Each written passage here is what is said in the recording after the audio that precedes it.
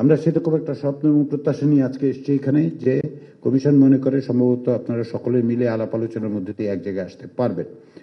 যদি সেটা না হয়, আমরা কমিশনের পক্ষ থেকে সিদ্ধান্ত নিয়েছি সেটা হচ্ছে যে কমিশন একাধিক বাস্তবায়ন প্রক্রিয়া সম্পর্কে প্রস্তাব দেবে। আপনাদের মনে আছে যে আমরা সর্বশেষ যখন মিলিত হই তখন আমাদের বিশেষজ্ঞ প্যানেল থেকে যে মতামত দেয়া হয়েছিল সেই মতামতগুলো আপনাদের সামনে আমরা উপস্থাপন করেছিলাম।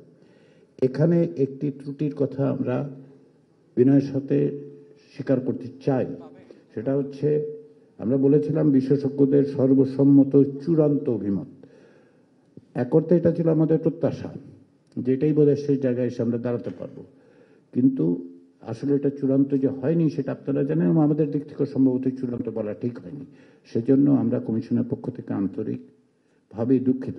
আর বাস্তবায়ন প্রক্রিয়ার ক্ষেত্রে আজকের এই বৈঠকের উদ্দেশ্য, 18 দিনের ব্যবধানে আজকে আপনাদের কাছে আমরা এসেছি একটি মাত্র কারণে, সেটি হচ্ছে আপনাদের পক্ষ থেকে যদি আরো সুনির্দিষ্ট, সুস্পষ্ট এবং স্বল্প প্রস্তাব থাকে বাস্তবায়নের, তাহলে আমাদের পক্ষে সেটাকে ইনকর্পোরেট করে, সেটাকে সমন্বিত করে আমরা অন্তর্বর্তী সরকারের কাছে বাস্তবায়ন প্রক্রিয়ার বিভিন্ন উপায় উপস্থাপন করব।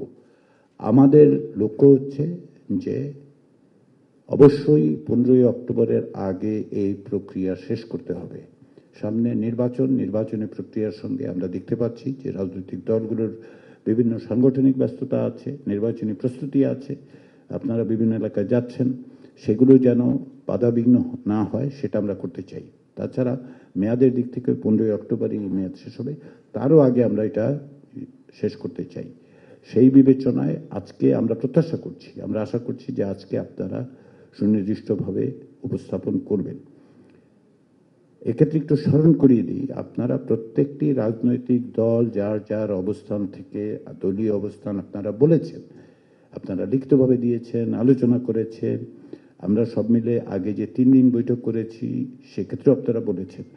ফলে আপনাদের প্রতি আমাদের আন্তরিক অনুরোধ হচ্ছে একটাই, দলীয় অবস্থানটা আমরা জানি, সকলেই জানি, পরস্পরও জানি। আপনার পাশে যিনি বসে আছেন, আপনার থেকে দূরে যিনি বসে আছেন তিনি জানেন। ফলে এটার পুনরুচ্চারণ করে খুব বেশি অগ্রসর হওয়া যাবে না, কারণ একই কথা আমরা বারবার বলছি। তাতে যেহেতু এটা লাইভ ব্রডকাস্ট হয়, বাংলাদেশের নাগরিকরা দেখতে পাচ্ছেন, কিন্তু আমাদের লক্ষ্য তো হচ্ছে এটা একটা চূড়ান্ত জায়গায় উপনীত হওয়া। সেই জায়গায় যেহেতু আমরা সংবাদপত্রে খানিকটা দেখেছি, কিন্তু সবটাই সংবাদপত্রে গণমাধ্যমে দেখা যায় না। আমরা জানি যে আপনাদের মধ্যে আলোচনা হয়েছে, তার ভিত্তিতে আপনার যদি দলগত বিবেচনা বাইরে গিয়ে সম্মিলিতভাবে কোনো প্রস্তাব দিতে পারেন, সেটা নিয়ে আমরা আলাপ আলোচনা করব।